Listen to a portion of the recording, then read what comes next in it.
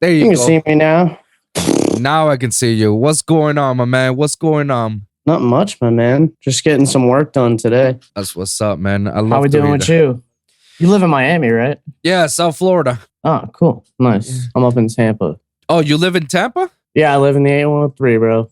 Oh, that's what's up. I thought you lived in Philadelphia, man. Nah, I'm just there back and forth. I work with a couple guys like out of a studio there. So once in a while, I just go there and back and crush some work for the weekend for the most part and kind of collaborate with, see what's new and fresh up in Philly. Tampa's like the home. I love Tampa. Oh, that's what's up. I'm probably never leaving Tampa. I said the same thing when I moved here in Florida, man. I was like, I'm never leaving this area, man. Where are you from originally? I'm born and raised in San Juan, Puerto Rico, man. Oh, yeah, man. I went to San Juan once, Bacardi Distillery. Oh, yeah. Yeah, I went on a bar trip. I was a bartender for a long time, and they were just like, yo, let's go to San Juan, just get wrecked for a couple days. So I was like, let's go. I'm down. So you enjoy very much Puerto Rico, huh?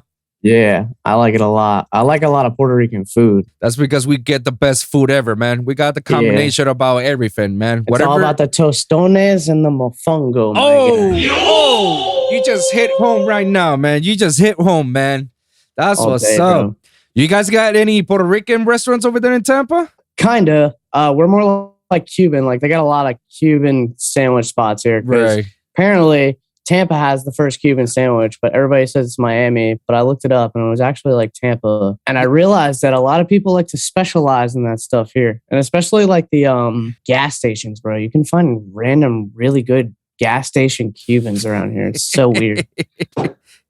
But I grew up in New York, so like I'm used to like Puerto Rican spots being around. Oh, okay. So you grew up with my brothers and sisters up there, my New Yorkers there. New Yorkers, you know, they say 4 Spanish words in the middle of a sentence. Yeah. And that's my barber, bro. I've been using the same barber in Tampa for the last like 10 years or so. And like every time I think he's talking shit about me, he's not, because he speaks English like in the middle of the sentence. But they're like family. We go with that Spanglish route, you know. A lot of times, even though we got people who know how to speak Spanish, we still went on this English version out of it. We just go Spanglish, few words, and then bam, English again. Exactly.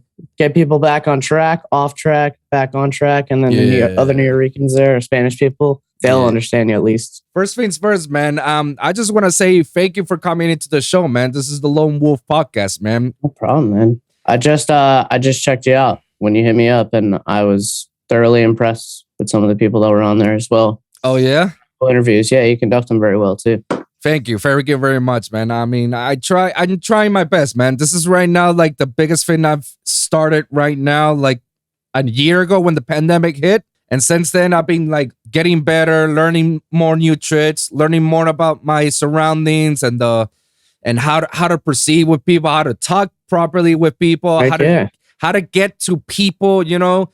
Because if you look at many podcasts, like especially in the EDM podcasts, most of the EDM podcasts, they go with the standard Q&A route. You know, ask a couple of questions. You know, you got your little time, and then you out. You know, I try my best to not associate myself like that. I want to associate myself more as of like you come over here and just have a nice. Yeah, I'm more of a shoot the shit guy too. I get it. Yeah. I've wanted to start a podcast for years on just me and my friends shooting the shit, because me and my friends make each other cry laughing. Like if I had a few of my homies on a podcast, it's just like I don't have the time for it. I gotta like work and stuff. So heck yeah, man. The pandemic really opened up, you know, like a creative thought process for everybody. Really, like you could try things that you typically wouldn't, that you can get handled from home. You know? Yeah, basically. I mean. I was always into podcasting. I just never thought that I would do a podcast by myself. I was just like, if I were to do a podcast, it would be with someone, because at least I got somebody to talk to or debate with, you know, or have a convo with, man. Bounce off ideas. Yeah. Like some days you could just not be feeling it. And then like, it'd be nice to have that person be like, yo, you got an idea, bro? Yeah. It's like, that's how I visualize it. As if I was ever going to start. But, you know, when the pandemic hit, I didn't know where to go. I had the idea of the podcast, and my cousin just like told me like, yo, just go ahead and start by yourself. Like, you're a very talkative person. Like you're a I talkative can tell. person. I can tell you. I can tell. I'm really talkative too. Like, Yeah. and well, like over text, not so much. Like I'm constantly FaceTiming people just because I just like texting to me. I feel like as I'm getting older through my 20s, I'm getting worse at texting. Oh. So like I feel like my fingers aren't moving like they used to when I was like so like I'll be lazy to like fix a spelling error or something, and I'm like, you know what? But I'm a perfectionist at the end of the day, so I'm like, this is gonna bother me. It's gonna take me a year to send this 2-sentence text. Right. Would take me a year to send. So I usually just like FaceTime people because I like shooting the shit with people. Yeah, of course. I'm kind of the opposite. I'm very talkative, but I'd rather like talk to you through text. Yeah. I'm not, I feel you. Like, unless you're like my parents or my girl, like, don't call me. You know, Yeah, FaceTime me. FaceTime me. All right, I'll FaceTime you. I just need to make sure that I'm decent when you. Now, FaceTime the me. reason why I like the FaceTime method, and I've said this to people, and they're like, "Wow, I kind of get it," but like, it could work for some people. Could not. I figure if I FaceTime somebody, I'm always worried of being like a burden. I don't know if that resonates with anybody's like head, but like anytime I call somebody, I feel like I'm almost like a, should I call them or not? Are they too busy? So if I FaceTime them and they pick up and they're in a good mood and they're happy, you can see how to approach the rest of the conversation from there. So interesting. You could almost pick topics to talk about with your friends by seeing their emotions to see if they're even ready to talk about what you want to talk about, you know? Right. So like if someone's sad and I call them on the phone, it's just like you don't get that like facial recognition that they're feeling some type of way that day or something. Right. So like if someone picks up and they're looking like a little upset or something, you can at least try to up their day with something. You know, you could try to stay on the happy vibes just because you can actually see the emotion in their face. That's typically why I FaceTime. That's very interesting. I've never thought about that. At least at that approach when you're trying to reach out with somebody, you know? Yeah, because you want everybody's like when you're calling someone, you want their attention, right? Yeah. So like if I'm just saying stuff to my friends and they're just like not listening because they're in a shit mood or they're texting or something, you want to make sure they're like drawn into what you're saying. You can't do that over the phone, you know? Like over the phone, it's just like you're listening. You can hear things clicking and clacking and they could be cleaning and whatnot, not even listen to what you said. That's very interesting. And then wow, you just gave me a whole new meaning for FaceTime now. Yeah, I smoke a lot of weed, bro.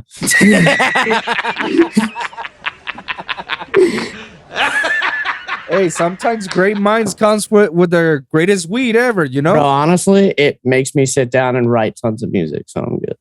That's pretty dope. You know, I can never done that in my life, man. Like every time when I used to smoke weed back then, it just made me so lazy and slow.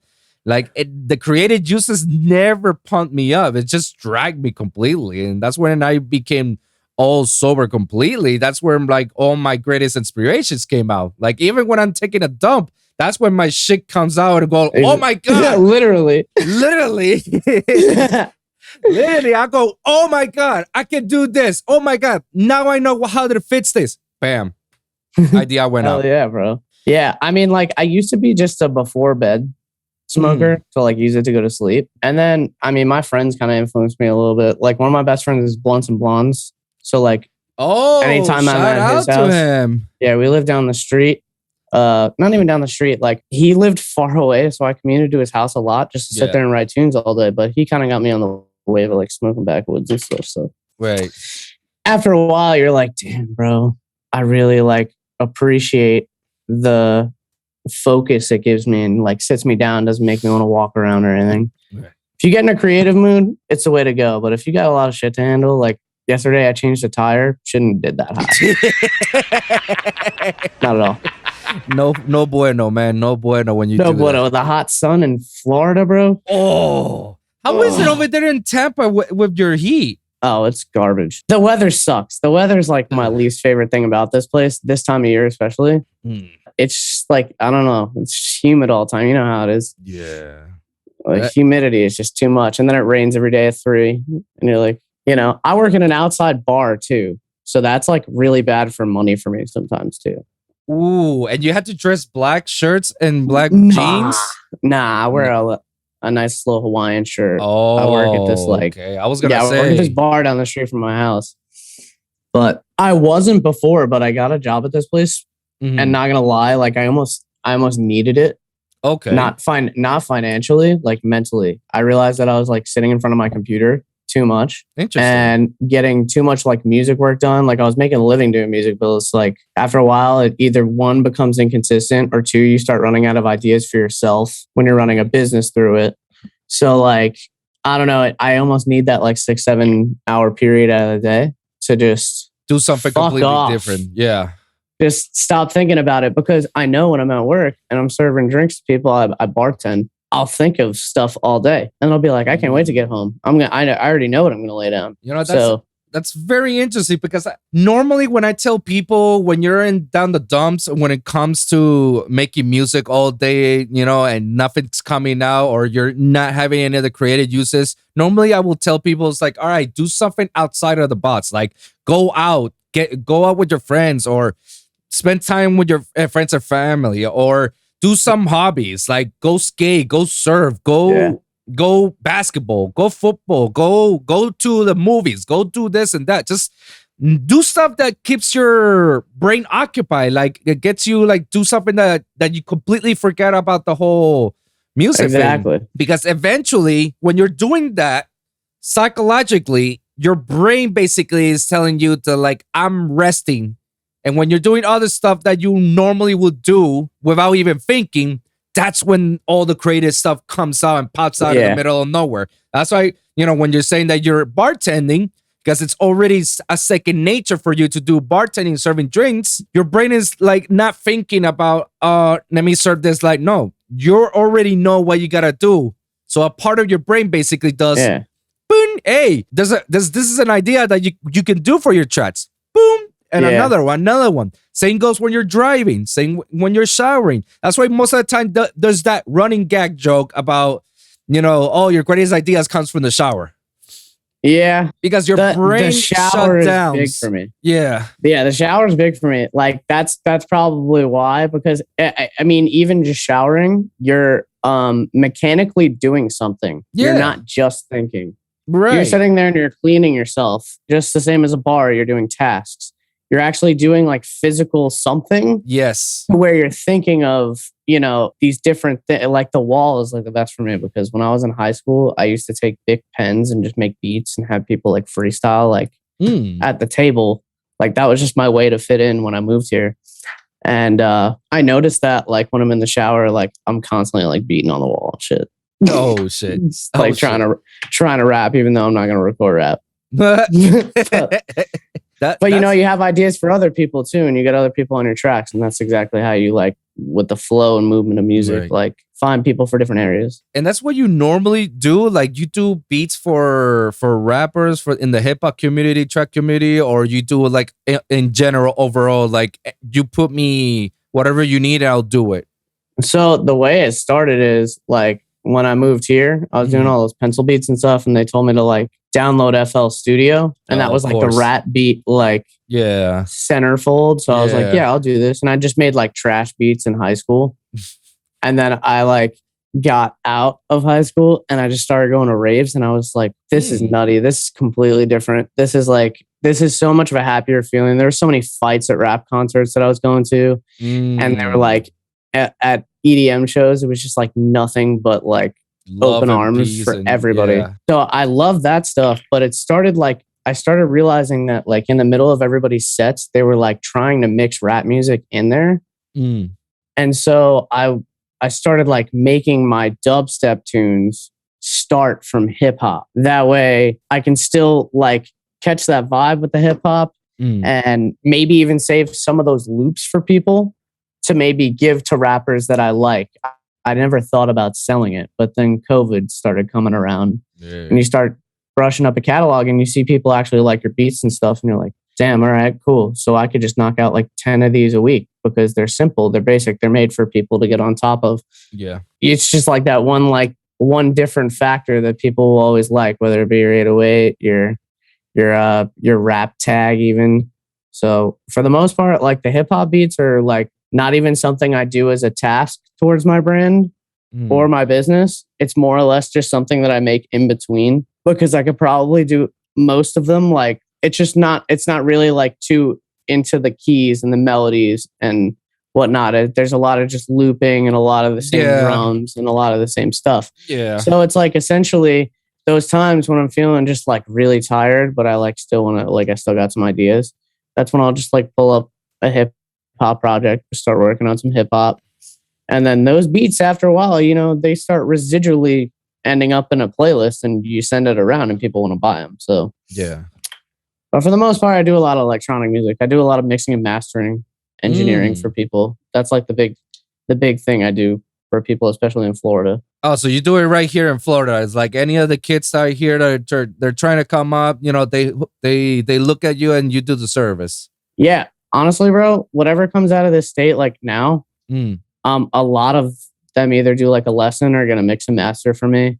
Oh, that's So dope. it's like, it's one of those things that people push my name a lot in the background. Yeah. Like, hey, so Plsma made my stuff sound like this, or so-and-so did this. I even have friends that I'll recommend like other people to. Like if someone recommends me, we have like this backdoor like system we got going on here. I don't know if you guys are familiar with like Toucan, Jared Diaz. He lives in Orlando. He's an Orlando-based producer, but we've been doing this for like a while, where like if I feel like he would do a better job on the job, I would like pawn it off to him and be like, hey, so-and-so is going to master your tune. I feel like they'd be a really good fit to do it. He would do it, and I would do it at the same time for like one or two people's stuff. We did that, and comparably, they could see why my recommendation went that way.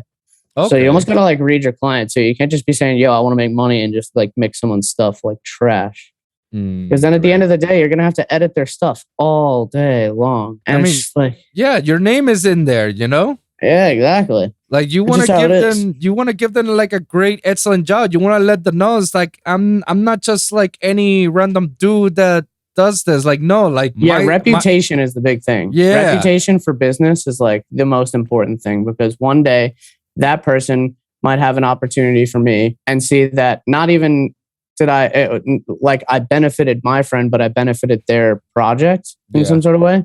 You never know. It could come back around. It could not. But whether or not you're still keeping a good reputation in your business. So people will always recommend you at that point. Yeah, I agree. I mean, some of the stuff that I've done and I've achieved so far is because of my reputation as a bass producer, and as well as because of my hard work and show people like I'm not here to fuck around. Like I'm here to work. And I'm here to work with people, you know, like, let's go. Let's bring it all together. Let's do something. Let's make something out, you know. And it's because of that got me far enough to where I am right now, you know. I unfortunately do not make music for a living and make money out of it. However, I still do. I'm an audio engineer for, I can't say where I work. I'll edit this part out, but I work for. Oh, cool. As an audio engineer. Really? Yeah. Fuck yeah. That's so cool. I'm basically an AV tech for one of the buildings. And I sometimes That's fire, bro. That's cool. That's like something someone like me, that's like porn to me. That's like if I end up doing that in some big sequence in life that's gonna make me a bunch of money, I'd rather just sit in the studio. Like that's it. Absolutely, man. Like I do A1s and A2s once in a while. Now that the things are coming back, like I'm gonna start doing like setting up stages and setting up like conference and meetings and whatnot, you know. Yeah, man. I love doing that, man. I mean, that's probably like the best thing that I do. Do you get satisfied with doing puzzles? Yeah. Because that's what that is. That's basically what it is, you know. That's why I like making music. I treat it like a puzzle, man. Yeah, so yeah, like it becomes something that's second nature to me. Like it's not a big deal, and because I work there and I'm happily working with them, you know, like I'm allowed to do other stuff outside of it. So what I do in my 9 to 5 over there, outside of it, I can use their studio rooms, I can use their conference rooms, I can do whatever, and then I can just like hook up my laptop and do my thing, or I can actually, you know, start. Well, now recently with my podcast, I can just use one of the rooms and edit all my episodes and do the graphic design of the episodes. Reap all those benefits, man. Mix and master all my shit, you know? So that way, like, it kills the time. That way, basically, I can get my free weekends, you know? I don't have to stuck every weekend doing work hours or doing other stuff or you know, oh, I have to tour or I have to do this and that. I got a deadline. Like, no, I could just do that throughout the week as well. Because everything that I do is second nature to me, you know. I've been working with before I got to there, I used to work in the Clevelander Hotel in South Beach. Oh heck yeah. So I've never been there, but I've heard of it. So it's basically one of the back in the day when I used to work there, it was supposed to be the biggest hotel / club in all South Beach back in the day. I don't know how it is. All I know is that as soon as I left, shit hit the fan real hard. So yeah, but I gather all my experience from there because from there, shit, bro. Like I learned how to become an artist liaison. I become to be a dancer liaison. I became a stage coordinator, an A1, you know, producer, and a A2 striker. I learned how to do LED tech and programming. Basically, like like the whole LEDs that you see on the shows and the festivals, with all the images and shit. I learned how to DJ doing that. Oh, wait, you learned how to DJ doing that or VJing? VJing. VJing is great. Yeah, so I love a good VJ, bro. Like Jolly Josh in Orlando, he's so dope. That guy's really good. How often does he do? He does Keizo stuff. Oh wow! Okay, yeah, he does Keizo stuff. Okay, there's a lot of good VJs out there. My friend Katie from Atlanta. She's Katie with the blue hair on Instagram. She did Forbidden Kingdom. She did a whole bunch of artists, including my boy Sully. Oh shit! Bro. So she did Forbidden Kingdom not too long ago. Yeah, she did it for Sully and a couple more artists though. But like she had it during the daytime, and I was like, these visuals are sick. Like this is so when they cohesively mix together with the music, it's like a puzzle piece. Yeah, especially when you feel like you're in sync with the artist, like you know when the drop is about to hit, and you just drop on the right image for the right drop, and you just like literally tackle it. It's just like whoa, bro. You actually. What's even crazy is I like strobes. Like I'm big strobe. Oh, heavy. I do that shit a lot. Yeah, if anybody comes, if I get the chance to like meet with the VJ before I go on to my sets, I always tell them, yo, just go black and white heavy. Yeah. Like I love that because that's like how like Brooklyn Mirage style techno raves were perceived as in like, you know, like the 90s and shit. Yeah. And I love that. Yeah. Like G Jones does an awesome job with that shit. Every time I'm in a G Jones set, I'm like, dude, this guy is black and white, but his visuals are just better than everybody's because it's so on time. It's so cohesively mixed. Yeah, no, VJing was very fun back in the day, you know, and I had to do like work with the lights, you know, make sure that all the lights go fucking nuts with the crowd, and at the same time VJing, you know. So it was like a one-man army that title, bro. So I learned a lot, and it's because of that I managed to do, you know, work a few freelance gigs here and there with Live in Color and EDC and Ultron and shit and whatnot. So it was actually pretty fun, you know. I learned a lot, and I met a lot of people, for different backgrounds, and especially from the A&Rs to the artists, to the labels, to the managers. Like I learned a lot, you know. The connections are endless, and not only that, the vibes are endless. Oh, absolutely. Especially when you're like, you know, working buddies when these artists, and let them know it's like, yo, I got you on your set, bro. Like you're gonna look like you're fucking Avicii and shit, bro. And they love hearing that. Like I love hearing that. If someone says that, I'd be like, let's go, bro. Yeah, we're going out. I'm down to go. We're going out. I got the best photographer here with me, bro. Like, let's go document that shit too. Bro, all in. That's all you gotta do, bro. Go all in, man. Which genre actually you inclined to tend to do the most? It was dubstep, right? I just do like bass music. Like a lot of my stuff sits in the middle of like dubstep with those kind of sounds, but I don't even do like a lot of sound engineering. Like I don't even create a lot of my own sounds. I'm a very sample-based producer. I just can manipulate samples very easily. So with that, like my drums, I like my drums to shine, and where drums usually shine the most are in trap music. So I kind of make like a hybrid between like, like hybrid Okay, trap. yeah, hybrid trap.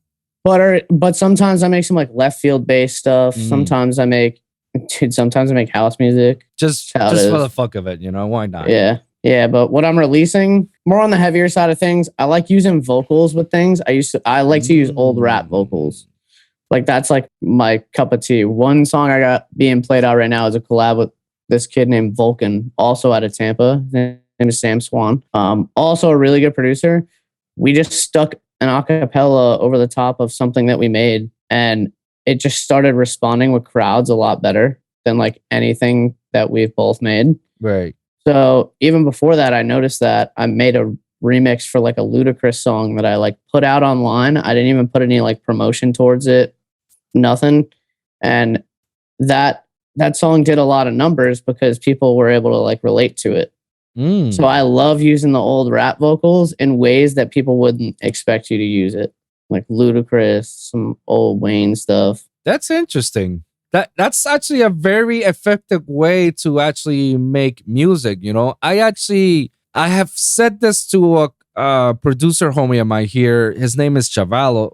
Shout out to him. He's a very, very, very talented producer. Like, okay, next level guy. Like he does everything from EDM to beats. But the problem with him is that he doesn't finish his tracks because like he has so many projects. I'm like that too, though. Like he starts with a project, it sounds sick as fuck, and then he just forgets about it. And then there are times in which he feels like when he's doing a drop and it's like, man, I don't know how I can make the melodies of this. How do I create the breakdowns, the verses for this drop and shit? And I told him there's good techniques to that.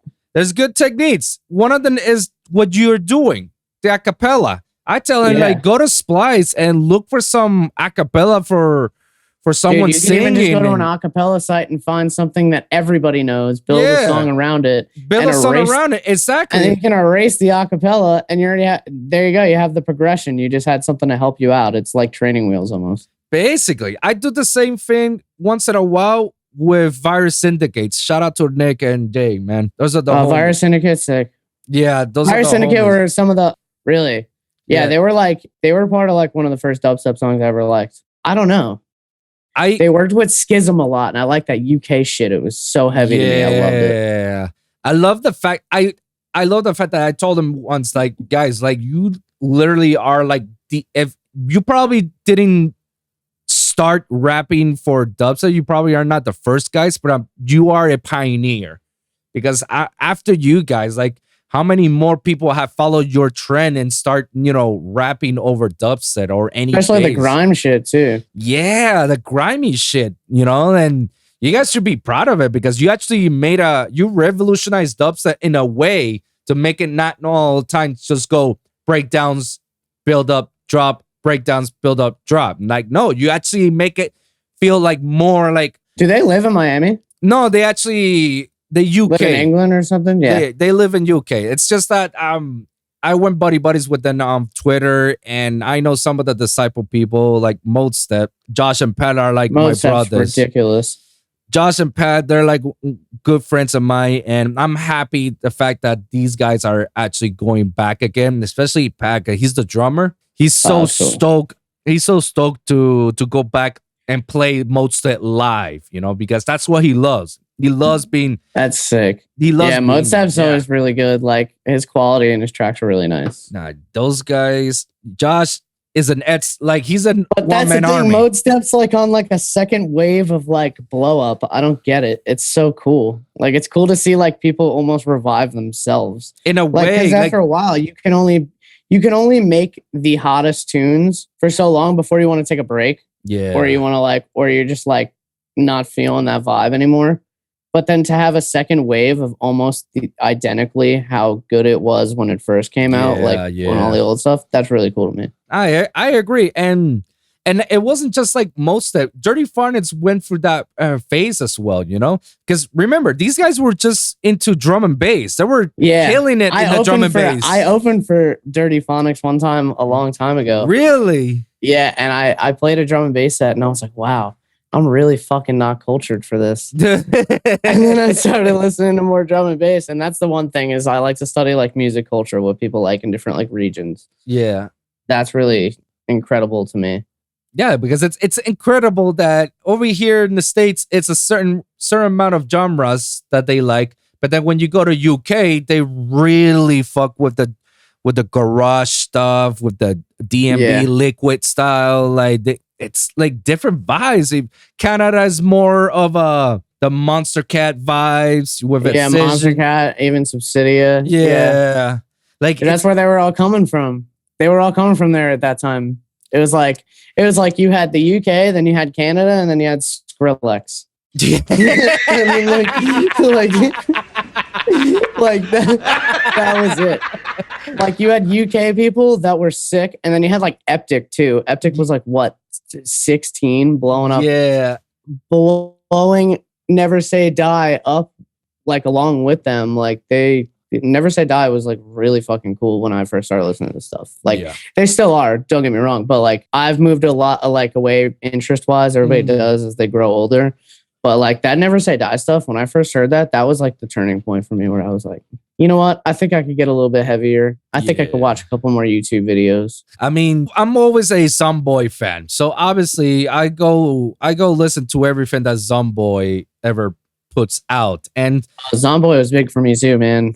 Yeah, bro. Josh Melody, I met him like a few times in my life. And those were like the few times in which I say, fuck, why the hell did I not took a picture? The first project I ever put out was a Zomboy remix for Rotten Roll. Oh, really? Yeah, with Bach Nero. With Bach Nero. And I was just with Bach 2 days ago in Philly.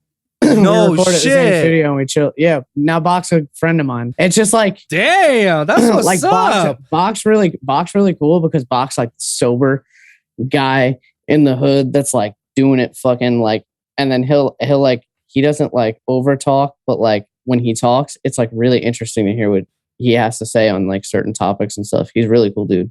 Like he got stories to talk. He got stuff that it's almost like he has stories to talk about, but like he won't talk about them unless you like ask him, kind of thing. Like he's a cool dude. He's a good performer too. That's the one thing I noticed. That very good performer. But that was the first remix I ever put out online, and that one people seem to enjoy that. I mean, you look back at your old stuff and you're like, people seem to enjoy it a lot. And I like the Zomboy. Zomboy like made me do that because Zomboy is amazing. Zomboy has his own league. That's what it is. He does. He doesn't pierce my ear, or like he's not as much ear candy to me as he once was. But it's you still can tell, like a Zomboy vibe. Yeah, you can tell that back then he was much more harder than it is right now. Now what he was doing didn't exist. Like he was the first one to put it out. Yeah. I was like, who the fuck thinks to use some of these drums in this dubstep song? And now, then all of a sudden it turns into like a culture of people doing it too. Like, Peekaboo's a really big one with changing culture too. That's true. Like he's the one who started with Brostep, like what everybody's into now, Brostep. Like he is the one and only who started it all. People can argue that Skrillex is probably the one. And I remember there was like a beef back and forth. It was like, no, Skrillex is the one.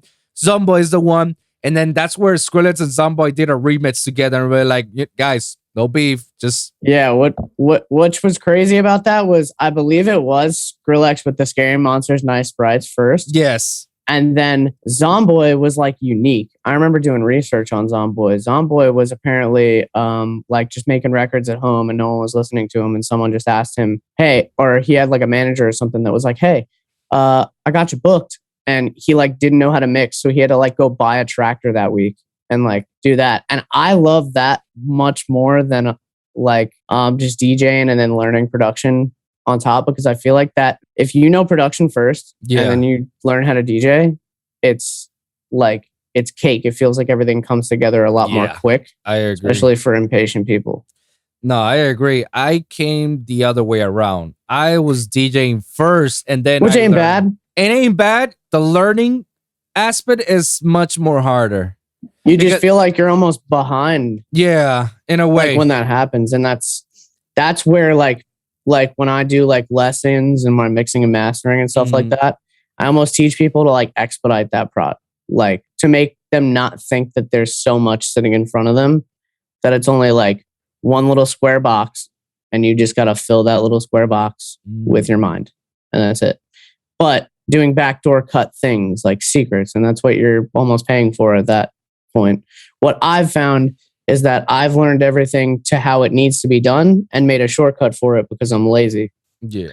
So it's almost like the kids that start DJing first and they come to me for like production lessons, they can see like that they're improving because I'm showing them like little like cheat sheets as opposed to just like, well, the kick's sitting at this amount of hertz, yada, yada, yada. Like there's people for that, and that's good. And I'll recommend you to those people all day. But if you want it like dumbed down a little bit, that's where people come to me. I hear you. I mean, I actually went into various people for mentoring, you know, like people teach me how to just how to make dubstep, because the mix and mastering part, like I got it because I went to school with Nitty Gritty. Shout out to my brother. And Ricky's cool people. Yeah, he's one of my closest friends, Ricky. He's honestly the most diverse people I've ever met in my life. Oh, yeah? Bro, his music. I remember looking at his music and he was making like bass house or something.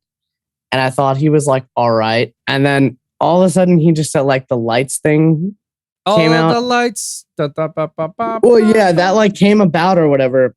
But like I started listening to his other stuff with that. And then he put out like a fucking rock EP. Yeah. And I was just like, dude, that's so fucking cool that he's like diverse like that. And you know, you hear your stories about him and stuff, but he's just really influential. I like him a lot. He's changing the game. That's what he's doing. Florida boy. Well, originally from Penn, but he's Florida. Yeah. Like he made Florida as his home, you know? And the thing about Ricky is that before he became where he is right now, he was always into melodic dubstep.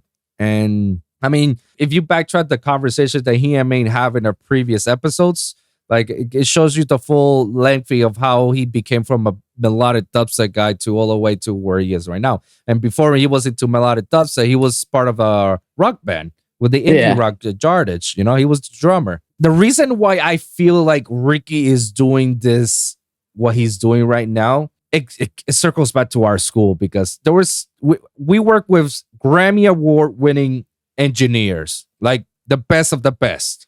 Oh yeah. Like people who work with Daddy Yankee, with Nelly Furtado, with P. Diddy, with Only Guerra, with Bad Bunny, with Diplo, with fuck it, you can name it. I'm trying to work with Ricky Martin, for fuck's sakes. Like Future, one of my professors is the engineer for Future, and he was telling us when he showed us the Future Drake project, like, and you're listening to that and you're like, wow, this is exclusive, and this is before Future even like blow the fuck up. Like he was showing some of the shit, and I was telling him, oh, so that's the Drake and Future album. And he's like, no, you mean Future Drake album. That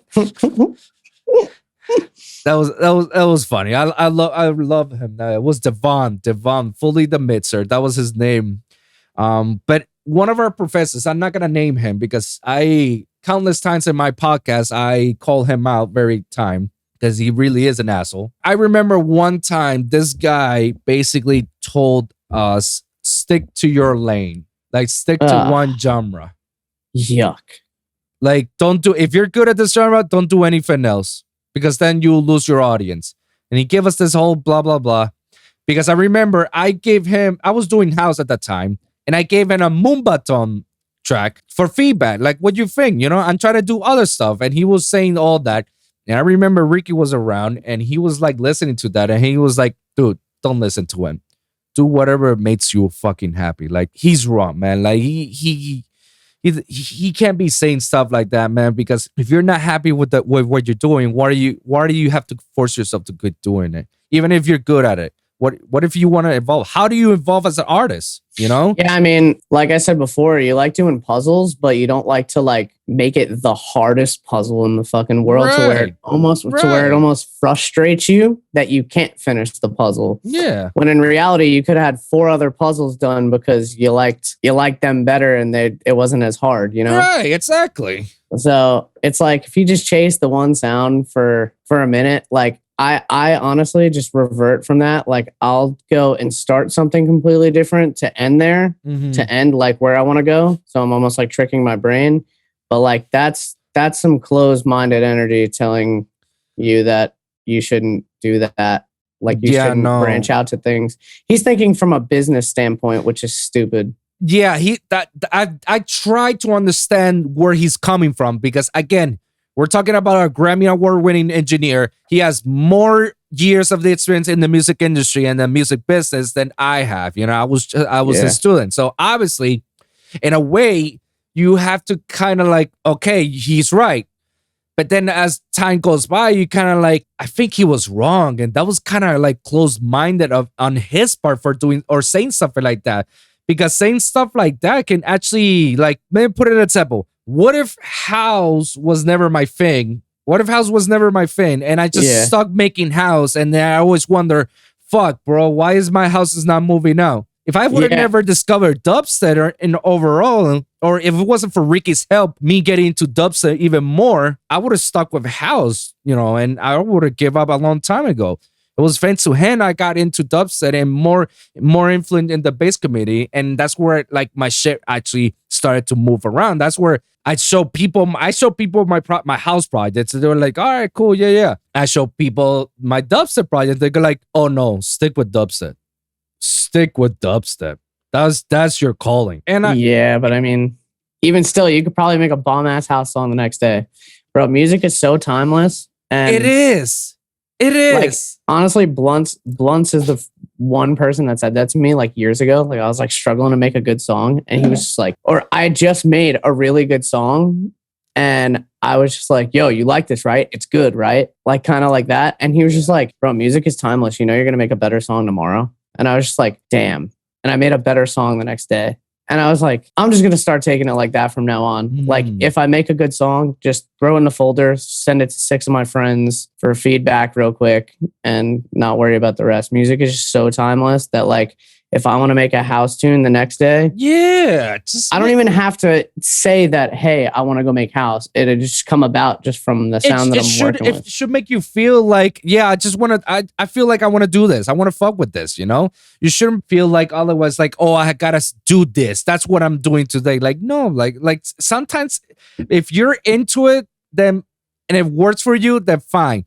But 9 times out of 10 is you normally will go with how you feel. If you feel like I don't feel like making a dubstep today, but I want to make a house just for the fun of it because it makes me feel fun and it challenges you in a way and makes you feel even better, then go for it, man. Who's anybody to tell you otherwise? It makes it a lot easier too. You know, it makes it a lot easier too. So if you open up Splice and you just go to just think of one instrument or any kind of sound, really.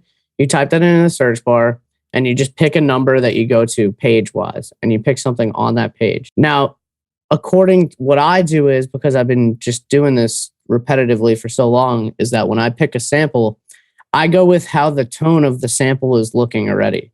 So if there's an 808 in there that I really like and I thought about making house music that day, I'll almost analyze the tone and be like, you know what? I think that 808 would be good with a rap beat. So let me grab a kick, a hi-hat, a snare. It's almost like you're grabbing your ingredients to go fucking cook. Yeah. So you go off of the tone of something. So I go off of like, if I liked a really nice bell or something that would sound good in like a trap beat, I'd be like, okay, guess we're making trap. That simple. That way your mind's not confused about trying to stick to one lane. Yeah. You could make something cool, but like I said, you're keeping in the back of your mind that music is timeless and that you can make something better tomorrow. So what does it matter that I made a hip hop beat today when intending on making house, when I could pick a sound tomorrow that sounds like a house song if I'm really bothered to make that house music. Right. And then I'll just make a better house song the next day. Yeah, basically. And that's why I love what he's doing, man. He's changing the narrative. Like, he's changing the part that, you know, it's no longer a sin that you have to do one genre. Like, no, it's okay that you can do multiple genres. Like, you don't have to be labeled as the dubstep guy. You don't have to be labeled as the house guy. Like, no, you can be labeled as the music guy, the guy who does the other day music. Like, why not? The other day I stepped in a booth in Philadelphia and sung on a pop punk record. I was channeling Diddy at that point. Bro, and I've never stepped in a booth in my life, and the track actually sounds really good, and it's like really fucking weird because I've never experienced something like that, and I'm like, wow, this is a completely different lane that I like closed off, but like could kind of morph with what I'm doing now or something. But Nitty gave me that like, bro, I probably drank like 3 White Claws. I was all loosened up. I was like, you know what? Time to be fucking nitty when he did this a couple years ago. All right, cool. Let me hop in the booth here. And then I sung and I was like, damn, this actually sounds really fucking good. And I'm going to still make dubstep tomorrow. Yeah. You know? Yeah, just go about with what you want, man. Don't go about with what people telling you what you should. Like, no, do whatever makes you happy. Go for it. Just fucking go for it. Don't let anybody tell you. I love Ricky. And he's been so influential, low key, that he doesn't even know to like my sound now. But I got a bone to pick with him because he got my Twitter DMs and asked to work on something and didn't answer me back. Hey, let me tell you. This guy. No. Let me tell you something. If you check my text messages with this guy, you will think that he and I have a toxic relationship. Because it all starts with me cussing him out. Yeah. It all starts with me cussing him out, saying, dude, what the fuck, bro? Like, I haven't heard you in a while. Like, shit. He's got a lot of shit going on. Bro. Like, too much stuff. I'm surprised he was able to send that DM. Dude, the level of... I told him that, yo, you're getting to that Skrillex level now. Oh, yeah. Like, he's there. He's there. You're already Grammy nominated. That's the bar for me. That's like, I mean, once, even if you're nominated for a Grammy, you're already there. Dude, you could talk to a 3-year-old kid and they know what a Grammy is. Like, shit. I told him that like, he was going to be the next fucking Skrillex. He's going to change the game. He's going to be doing this. Now this motherfucker is like literally every day he has something. Like, yeah. I kid you not. If it wasn't for his manager, Cheryl, shout out to you, Cheryl. I love you. Like, it was going to be hard for me to get an interview with him. And our other boy, Shindo. Shout out to Shindo, too. Like, I'm telling you. Shindo pulled the move, bro. Yeah, no. Shindo made the move of the century, bro. Oh, man. He hit the jackpot on that one. I don't even fucking know him. And I told him on Twitter, I was just like, what a boss move. Bruh. And I didn't even know of him before that. And I was just like, oh, this is all their boy. I was like, damn, bro, he just made a move. No, man, he made... But he did it smart. He fucking did that. He saw him playing piano, practicing something. He made the beat behind it. And that's exactly what you need to do. You need to think ahead so you're never behind. Exactly. See, it's stuff like that these guys actually take the initiative, you know, without even thinking. And he said it in the interview. He said it like, yo, I just watched the story and I just did it on my laptop. Like I wasn't even thinking about showing it to Bieber or to anybody. I just did it for fun because I was just feeling it. I was in the mood, you know, and I just happened to be with Pooh Bear, and Pooh Bear just like, oh my God. And he shifted off to Bieber, and Bieber said like, fuck yeah, I want this. Just to fuck around. Wait, you were the bridge for that? What? Oh, I thought did you introduce him to Pooh Bear? No, that wasn't me. I was like, damn. No. I was like, I should be interviewing you, bitch. I was like, what the hell is going on? I'm not that connected. Like, Jesus. Like, if I was connected to fucking Pooh Bear, I wouldn't be doing this. Oh, dude, I love Pooh Bear's voice. Pooh Bear's voice is like fucking ASMR for me. I love Pooh Bear. Pooh Bear, when he did that record with Skrillex, bro, I was like, you gotta be kidding me. This is so, bro, you can play this at weddings. Yeah. Like, yeah. It's a good wedding song. And I was like, damn, that's why I like there's this dude here. His name is Kyle Kinch. He's like a house producer here. Every time I see him play, I'm like, damn, bro, you make the hottest wedding music I've ever heard in my entire life. Like the vibes. The vibes itself. Like it's fucking bro, lit. And I love more the needy version because it just feels more like more big. He just uplifts everything. Yeah. He makes everything go from 100% to 110%. Yes, it's ridiculous how he does it. Like I don't know how he does it, bro. Honestly, because like even one day I picked his brain and I'm still like, okay, what? Like what? I can't believe you just make a fucking sound out of a fart. Basically, and bam, it's a fucking. I was in one of his fucking music videos. Which one? The one with Blunts. I don't know if I actually made it in the video, but we were hanging out all day. We got him high that day. Finally. But Blunts did. but bro, we're such a tight little group here that it's like all of us are so one. Sick. That's sick, bro. Yeah. It's me and then Baldy just moved here. I don't know if you're familiar with Baldy. No, I'm not familiar with Baldy. Blunts, yeah, because I know Alex Schumback. Yeah, Baldy's one of Alex Schumback's other projects. Oh. Yeah, Baldy's bald.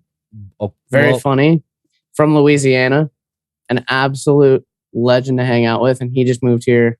So like everybody's kind of like, a lot of our friends are kind of moving to like Tampa and stuff. So like all of us are kind of like setting up shop and home base here. Is Tampa gonna be the net space capital?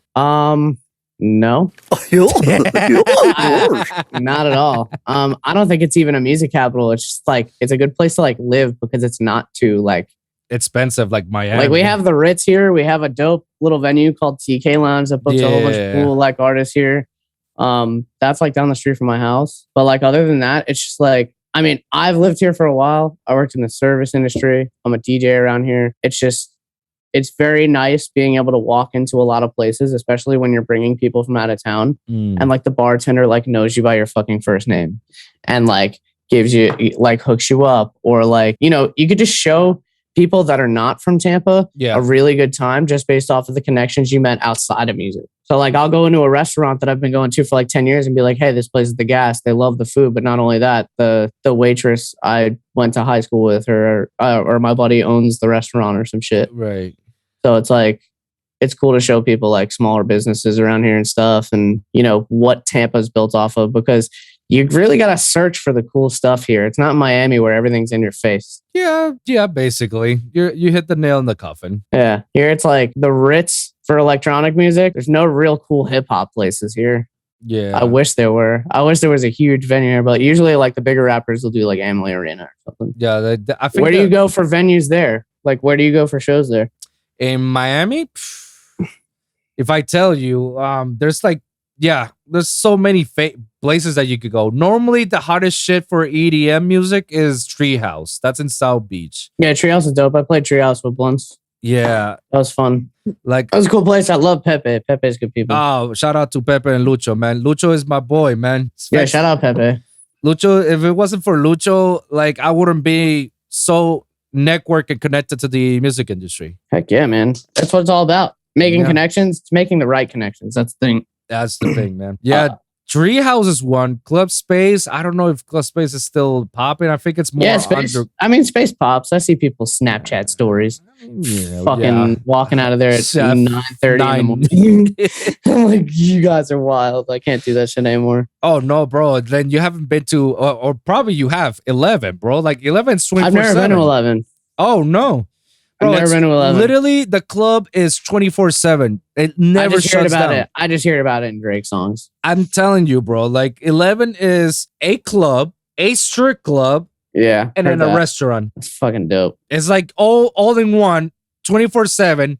And I kid you not. When you go inside, it's like it's so dark, and then you got all the lights, and they get all the shit and whatnot. You don't even know what time is outside, bro, because you're so into that by the time you get out, it's like daylight. You're like, what the fuck is this shit? That's how it goes with my studio sessions out in Philly, though. Like it's so like blocked off and like so dark, and all the windows are so covered that sometimes I'm in there like 2-3 days ordering Uber Eats, but I finish like 6 songs.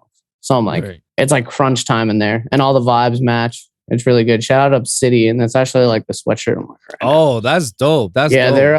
They're cool people. They have a band in there called Intercon, so they kind of like, those are the people I recorded that pop punk song with the other day, and it's just like they're all like really good friends of mine. We've all been like engineering and stuff for years together, so that's pretty dope, man. Cool to catch the vibes. Yeah, like over here in Miami, I think those are like the biggest places. Then you got others like Live and Story, but I don't know any more of the hip hop stuff. Probably American Arena. If you get a big artist, like a big rapper, they'll play in the arena, like in the Miami Heat Arena or in the Hard Rock Stadium, the Dolphin Stadium, like. I know Rolling Loud was just there over the weekend. Yeah, Rolling Loud was this past weekend. Have you heard all the shit that happened? Yeah, there's a lot of stuff. Well, my favorite ones was the LED falling down the main stage. That was on like Tuesday. They That had was to like scramble to get that to happen. that was That because sucks. That's a stage producer's worst nightmare. no, not only that. That has to be like, okay, who the fuck was up there setting this shit up, right? Because Right? somebody's gonna get blamed. Someone's getting get fired. Yeah. The first thing I said is like, babe, someone's gonna get fired after this. Why? Because I remember when we were setting up LEDs, bro, you had to make sure that shit is locked. Like, they're not gonna even lift that shit up unless it's locked. Yeah. And whoever did that probably didn't even check or did a horrible job or was half-assed. I don't know. But the fact that it did happen, like, it shouldn't even be thinking about it happening, but it did, is like somebody did a horrible job and everybody's gonna get blamed. The other thing was the baby bring Tory Lanez out right Tory after Lanez Megan out. Thee Stallion. And somebody threw an Adidas shoot on him. Yeah. They brought him out at bad timing, to be honest, because he had all that beef with Megan Thee Stallion. She had just played.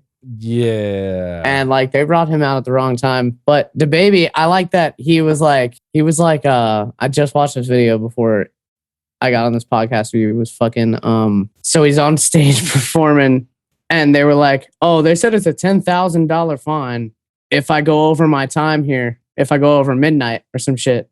He goes, that's $10,000 that I'm gonna pay. So I'm paying to see y'all. And I was like, that's some G shit, bro. Yeah. That's I was like, that's fucking great.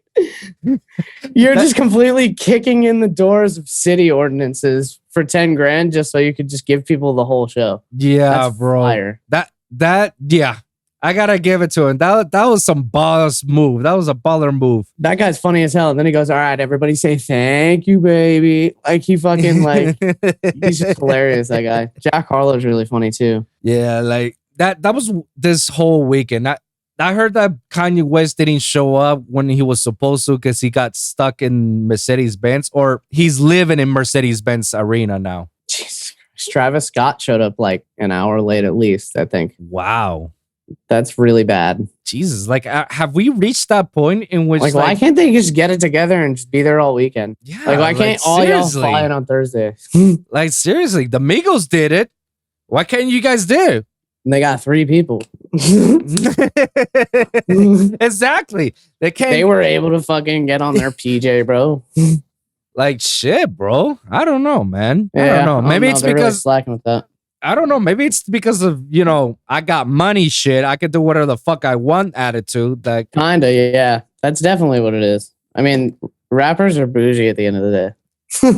very bougie, bro. Especially when they get fat advances. Like if a rapper gets like an advance that's like God, based off of one song, like they completely change it to different people. It's so weird. And if only they knew about those fast advances, like, you had to pay them if back. only they knew they got a shit deal. Like they don't even think to hire a lawyer for it. Like they just see dollar signs and they're like, yeah, whatever. Like, seriously, I did an episode dedicated about that. It's called Read Your Contracts, because that's the biggest mistake that it still shocks me to this day that more of these rappers keep falling for these tricks. Like, oh, dude, I've had contracts that scheme me. Like, and now I'm like, no, I'm not paying it. Not signing this at all. Like, if you see a pattern, like once is a coincidence, twice is like, okay, something's happening. 3 times is like, all right, it's a pattern. Yeah, like do these like when they go and spend when like rappers go out and they spend money on like if they buy like a lot of chains or something, a lot of people will disagree with me on this. Like a lot of people will be like, oh, he just bought all those chains, yada yada yada with his advance. When honestly, chains with an advance, if I'm not mistaken, could get written off as a business expense for marketing. Yeah. In a way, yes, because the chains itself is but not only that, yeah. It's an image. It's part of your image. It's like, this is how you win. And that's why you can see some of them with your logos or their names out there saying like, yo. Well, they're also assets, bro. So like when they're buying chains and shit, people will be like, oh, they're buying all these chains with their fucking advanced shit. Like, dog, they could sell that chain tomorrow. Yeah. And if gold is up somehow tomorrow, they're getting more money. they're getting more money. The fact that they're selling the chains, like the fact that this chain came from Future, like Future probably got this chain for 200 G's. Future can sell it and bid it from 200 G's, and somebody will buy it for $1 million.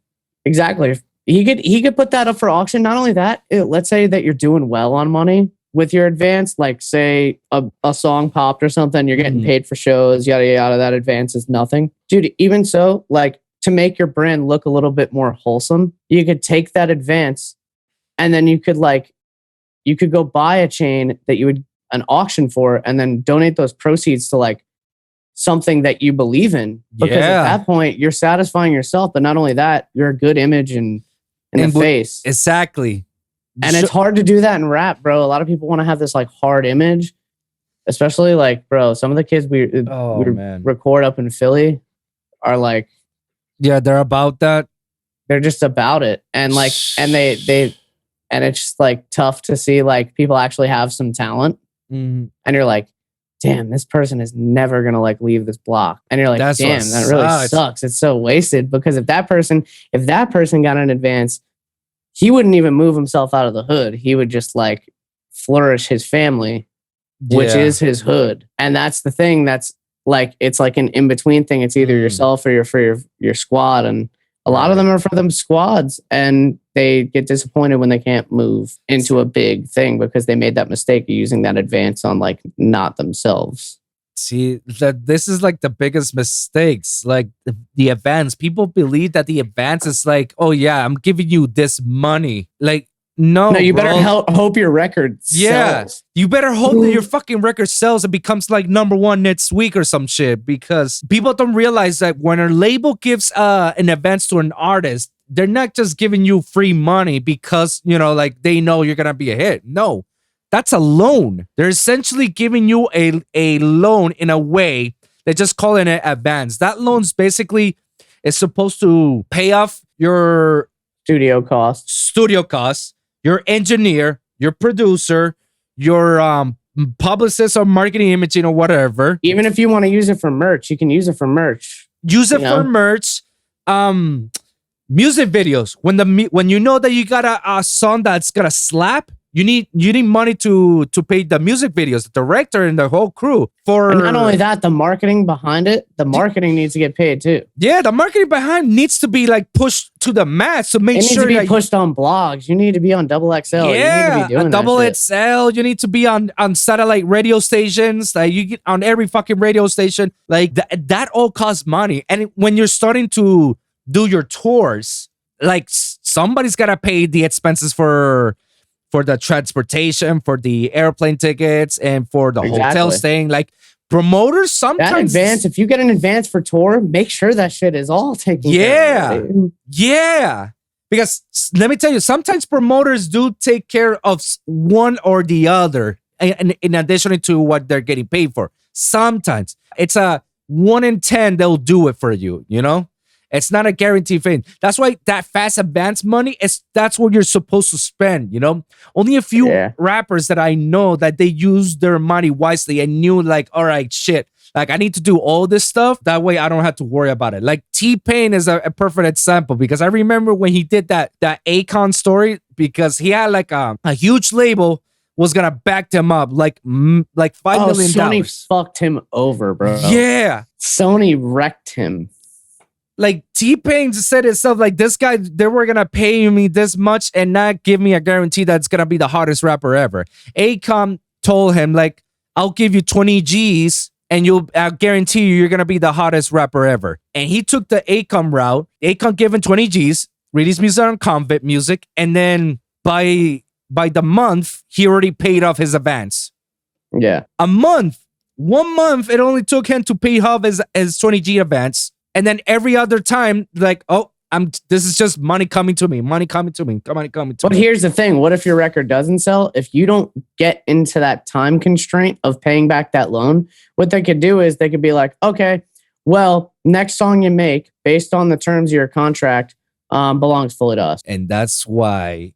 And you're constantly in debt. It's not that's why you're constantly in debt with the labels. And I mean, think about it this way. Why you think sometimes when you see these old rock bands like Guns N' Roses and the Journeys and Poison and shit are doing these reunion tours right now. Like that's because it's not because like they're broke. Like no, they got money. They're already they made their lives. Problem is they're trying to pay off some of their goddamn costs that they got from advances back in the 80s. Exactly. But like the dollar amount back then wasn't what it is today. Of course, it was much more cheaper back then than what it is right now. But what if you imagine if it goes by currency rate? I don't know. I'm not that big into the politics behind it. But if that value raises over the years, then they could if it goes by percentage, then percentage of money and the way things cost nowadays as opposed to decades ago is very different. Because you may say that 20% back then it was like, all right, that's nothing. I can pay it up. But 20% now is like, oh shit, that's a lot that I have to pay, And 20% now is like, oh my God, that's 10,000 more than it would have been in the 80s. Exactly. So that's why they're, paying that much now because hey, you still owe us that 20%. Where's that 20%? It's like, fuck, bro. Like so I should have paid those 20% back then. Damn it. Right back then. Guys, we need to do a reunion tour. We need to do something to pay this shit up or we're never going to go. It's going to go to our children and shit and blah, blah. Like, no, let's take care of this. And we don't want this taken out of, and it'd be fun to do. They probably think it's fun to do a reunion tour and stuff, but to get more money under the podcast, sure, why not? But the majority reason is because, clear off that debt, that's never going to go away. And labels always going to find a way to pay us, pay us. They're always going to find a way. Absolutely. Labels are poison. But here's the thing. They can be poison, but if you're at the point where you're making comfortable living through that process and they're not stressing you out too much, like music is a good industry to get into. Because in my opinion, you could take that label route or you could do some side work doing fucking mood music, just carrying around a recorder all the time and just putting it on Spotify and just keep it to yourself. Having the nice, hot, chill playlist that no one listens to in our culture, but like someone who's trying to fall asleep might. Yeah. And it's just like, it's one of those things that there's so much money that can be made in music. It's just like people kind of like corner themselves to the one thing that they think they can make the most out of as opposed to gaining over time. Like there's many routes to this industry. Like that's another thing I intend to demonstrate people in my podcast. Like, I took a certain route. Ricky took another route. Shindo did this route. Other artists that I've interviewed have taken this route. Like, there isn't a blueprint. Like, this is the route that you had to take. Like, no, there's multiple routes. You just need to be consistent about it and not give up. Just like keep pushing forward because eventually your time will come. But you just have to keep going. The same all day. way, I can preach that to you all day, bro. Yeah, because the same form. Because if Ricky gave me his formula to me of how he made it, it may not work on me. It may not. It may work differently on me, and it may take me on a different route that I didn't want to go to, Yeah. Like everybody needs to take their own routes, Everybody needs to have their own paths. There's no, even if you got to switch up the route midway through the route. Yeah, and that's fine. That's fine as long as you know what you're trying to do and you keep pushing forward. Like everything's gonna come into pieces, everything's gonna fall into place.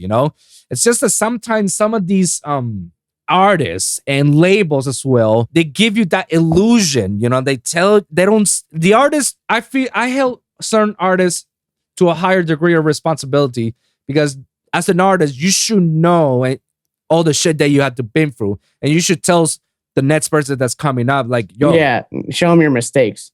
Showing, look, I did this and this is how I'm fucked over. Try to avoid that as much as possible, because if not, this is gonna happen. And labels, the majority of these labels, not all of them, the majority of the labels are fucking jackals that they want to keep the status quo as it is without telling you all the ugly shit out of it, and then just want to keep, recruiting people over. Mm-hmm. What people don't realize is that labels need content all the time. All the time. Every month they need to release something. Ricky and Acre Media, perfect examples of that. Acre Media boys were that was a ride. That was a ride. They're the perfect example of an independent artist. Like that's the route that everybody should be go. Granted, not everybody can go do the independent route, if you don't have the resources If or you the don't have the money. fucking team, I mean, you also have Corinne and Paul over there too, right? Yeah, like if you you need to have like a Korean Paul type situation, like a team to actually push forward that can actually go like, all right, we can go the route. Fuck all you labels, you know? Yeah, I think one person creating a path and a vision for a brand is just really fucking not enough, because then it's just you and that other person brainstorming. Yeah. You don't have that third ear. The third ear is like the most important.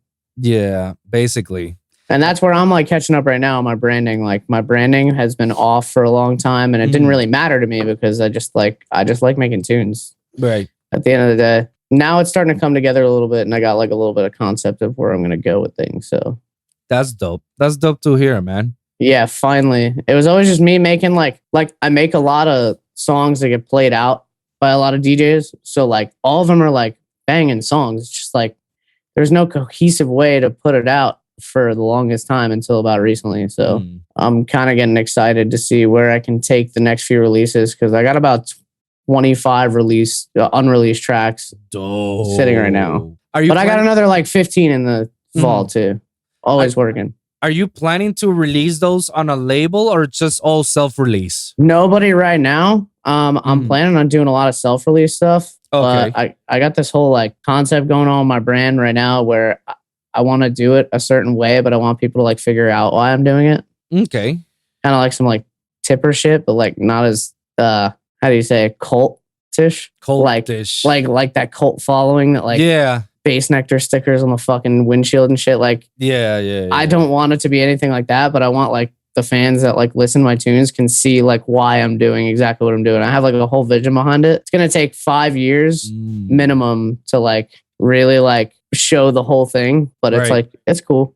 It's gonna come together. Just need the right elements, the right team. That's fine, bro. Like take your time, and when you do find your team, bro, like when you do have your like everything set up, you know, that's when you should start like, bam, like let's hit this as a home run, man. Yeah. I expect that's a thing. I can't even like say that I'll fall into like one specific team because I don't know. I've made friends with more than acquaintance with a lot of people that offer to help me out a lot, which is nice. So like, I don't have to grab just from like one source. Like if someone wants to help me out over here, I'll just be like, hell yeah, let's go. That's dope, man. I mean, eventually it's going to come to you, man. You don't all day. I just make tunes, man. I'm so patient with it. That's dope, ridiculous. Man. Just keep it going, man. Just stay what you're doing, man. It's gonna come Patience together. is the biggest thing with this industry, man. Absolutely, guys. You need to have patience in this world. Like you need to have a level of patience in this world. Like you were saying puzzles, right? Yeah. You know, when you're building a puzzle, you need to have a level of patience. Yeah. Like because then you just go mad. Yeah, you'll go mad. The same, apply that same level of patience when it comes to making a song, and when all the shit that's gonna pop afterwards is gonna come. You need to have that same level of patience because everything's gonna fall into piece. You just need to be like, don't worry, it's coming, but don't rush it. Don't rush it out because it's like shooting yourself in the foot before you even start the show. It's like it's like if you expect things like ordering a pizza, like if you order a pizza, you're going to expect the dough to be nice. The crust is going to be there, the sauce, the cheese, the whole fucking nine, whatever you ordered. And then like, if you go into this stuff thinking that like you got this one pizza that you're ordering and then it finally gets ordered and it has no cheese on it or something like that, it's just like, it frustrates you almost because something came half-assed. Yeah. And like, you don't want to half-ass yourself with speaking on one vision, you know? You get half cheese and you half pepperoni. You can mix in a whole bunch of different things. Right. I agree. That's a nice way to put it, man. I just get, bro, I smoke weed and I do analogies all day.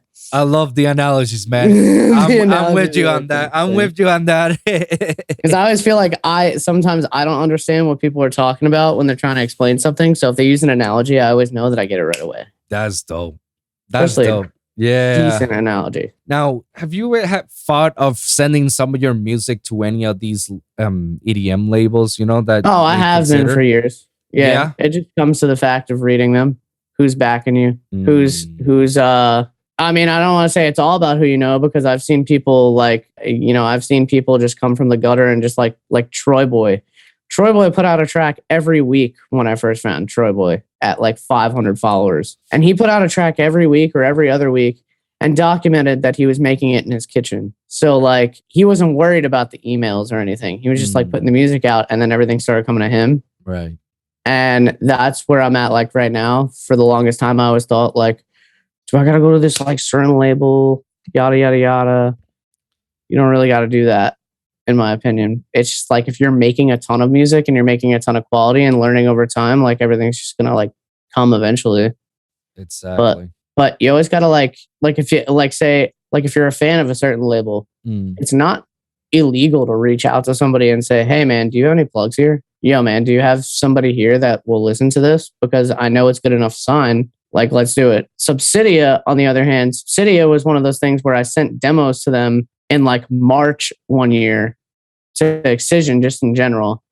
And he got back to me and he started playing the tunes, but it wasn't until like 6 or 7 months later that they opened Subsidia, and they literally contacted me because they saved the playlist in their like folder. They were plotting it for months, I guess. So like all these artists, they had probably sent their music to Excision a year before that first compilation came out.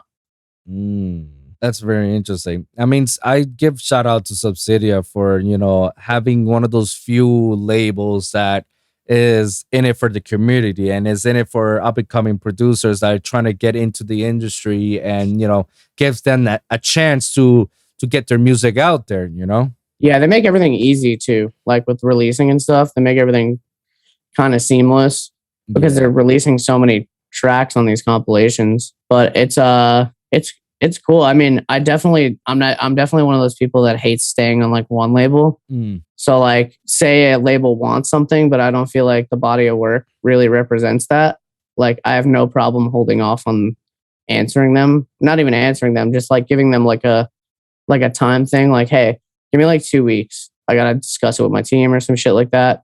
At that point, they see like, your value of your stuff. So like, that's where like Cannabon, for instance, I got one with Heritage on Cannabon. Yeah. That all came from like his doing. And I like that a lot because I didn't have to like have that email step back like, oh, we don't like this or nothing or anything like that, because that's how I used to go into emailing these people. I used to be like, they're just going to say no right away. And then I just continue to be disappointed the entire time until I make something good and they accept. And then there's sometimes where I released on Barong Family one time. There's a remix for Dirty Audio. I asked Dirty Audio for the stems via Twitter, not thinking he would ever send them to me. Yeah. 2 seconds. Send me over the zip file. Goes, hell yeah, bro, kill it. I was like, wow, he was fast with me, so maybe I should be fast with him. So 7 hours later, I sent him the track, and they literally released that version as the final on Barong Family. And that was my first like bigger label release. And at that point, it's like you get what you give.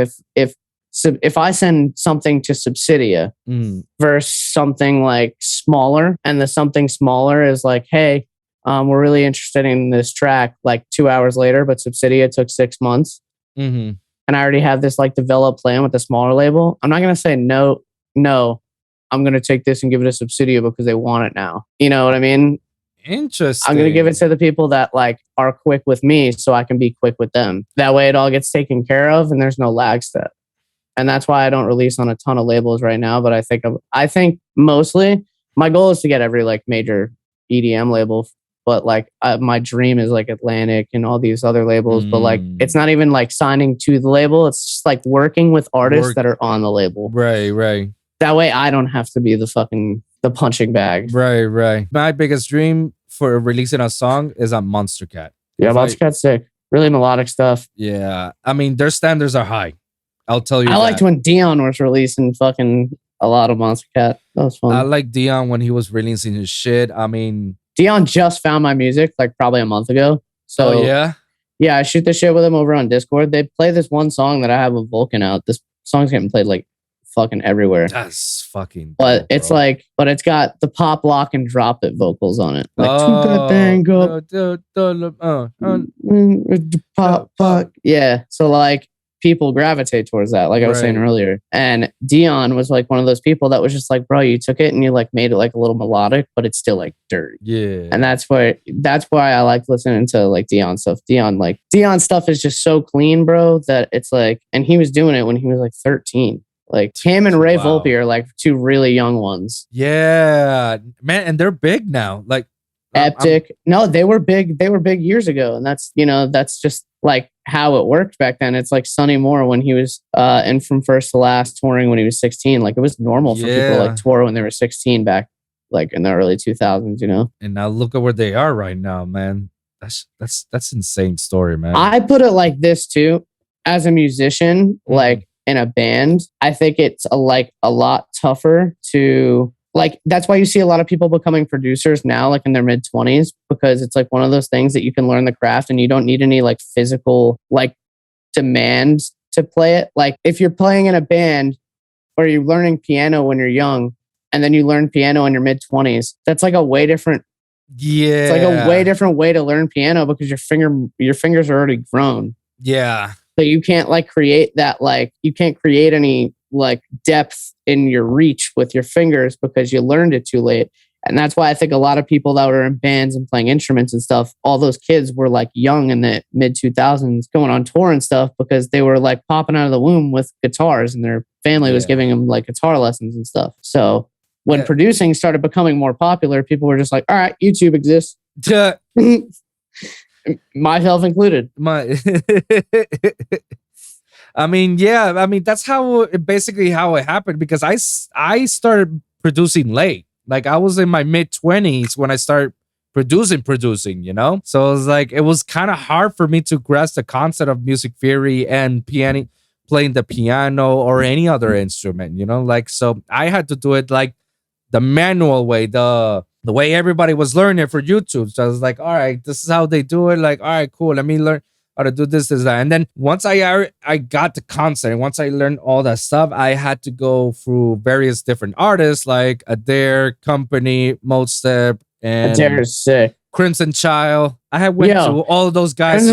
Crimson Child was sick, bro. I haven't listened to him in a while, but he was like in the Arcturians for a little bit, right? Yeah, Art Jashar. Yeah, shout out to him, man. I need to get him over here. Yeah, he's very chill person, man. I love how very cool dude. Yeah, he's actually the only Facebook producer because like all these kids, bro. We've all been talking over Messenger for over a half a decade now.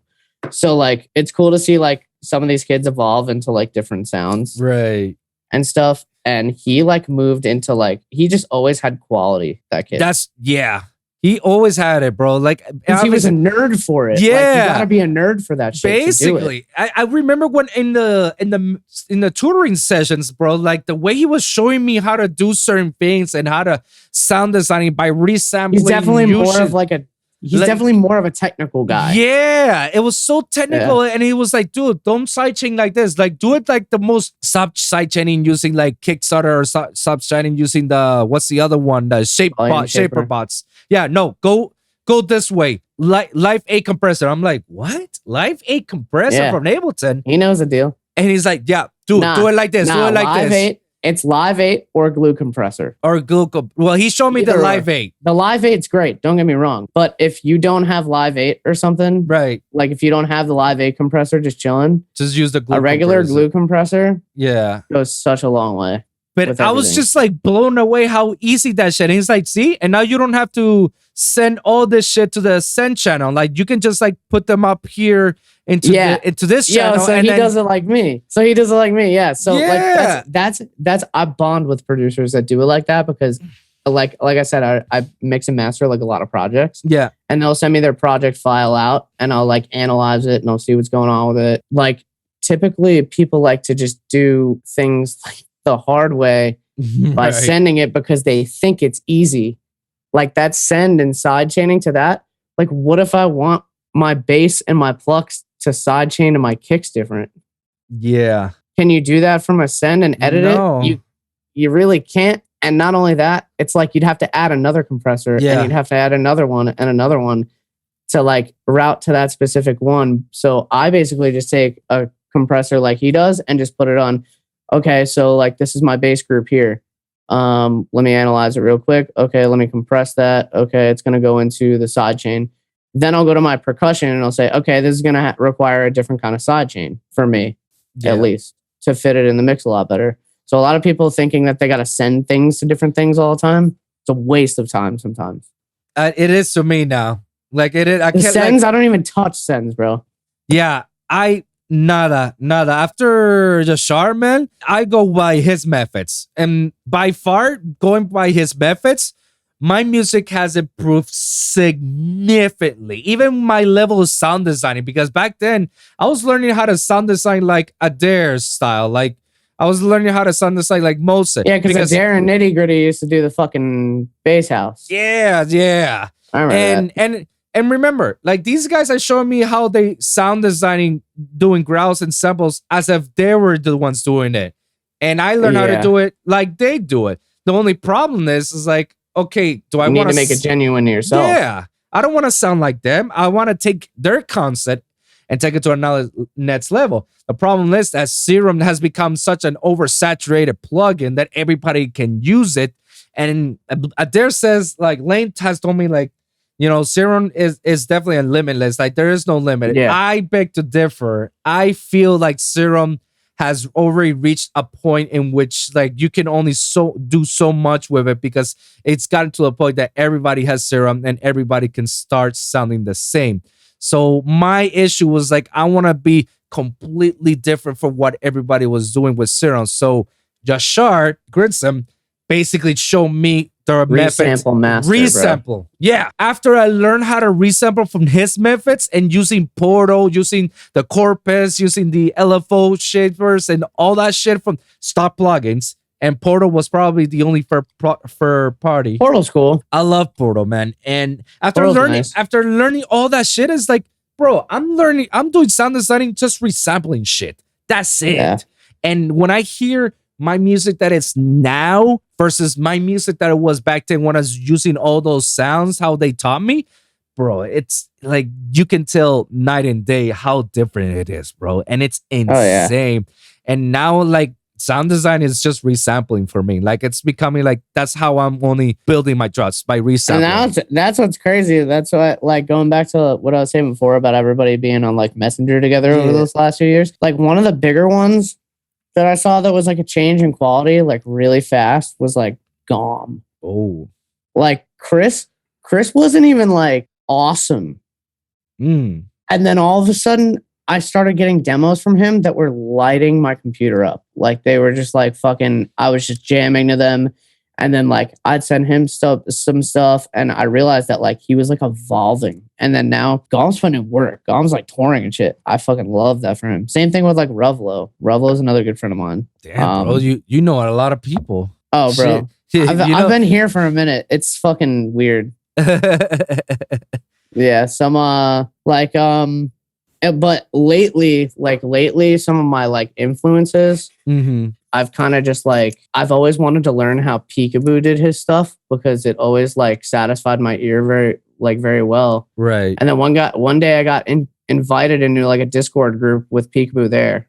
And I was like, get the fuck out of here. I was like, there's no way I just got invited here. And they were just like, bro, we love this tune, yada, yada, yada. And I was like, that's so rad. I'm going to annoy the fuck out of you guys and being here every day watching you guys make some tunes because you guys are the ones that I listen to like when I'm driving. I don't listen to a lot of electronic music while I'm driving. People like Peekaboo and Sully and all them, like I just listen to a lot of them in my car now, if not rap music. That's dope. That's so... Peekaboo is like one of those people that's just like unbelievable. And he's one of those people that like doesn't make it seem like difficult. Yeah, like there's a lot of people that make it seem difficult as fuck, and I'm like, Peekaboo's just like, nah, just do this. Nah, you just do this here. Like, cracks joke. Oh, we're playing video games now. Okay, like, cool. You just wrote 2 records. I'm like, what the fuck? It's so funny how he does this shit, and it's like the most simplest shit. He's just like, oh, I just found this on Splice, and yeah, made this. I'm like, his other projects? I haven't heard his other projects. Bro, type in Elixir as soon as we get off this phone call. Elixir? Oh, shit. Elixir. From Peekaboo. Yeah, that's his second project. It's sick. Oh shit. That song Passion is nuts. Definitely throw that in your likes. Here's what I'll do. I'll send you a whole bunch of unreleased stuff. Yeah. Because a lot of my stuff sits in unreleased. And then like when I hear it pop out live a lot, that's when I'm usually just like, all right, what label? Where are we going? Or am I going this by myself? Right. So a lot of my shit sits in unreleased like a while without a game plan, which I should really change up. But I mean, I like having the underground stuff. right. It's like a weird craving that I like. I've always liked underground stuff. That's dope. Send it over to me. I'll send you some of my stuff that's been sitting down for a while as well. Absolutely, bro. What was his name? Elixir. No. Listen. Yeah, no, I got it right here.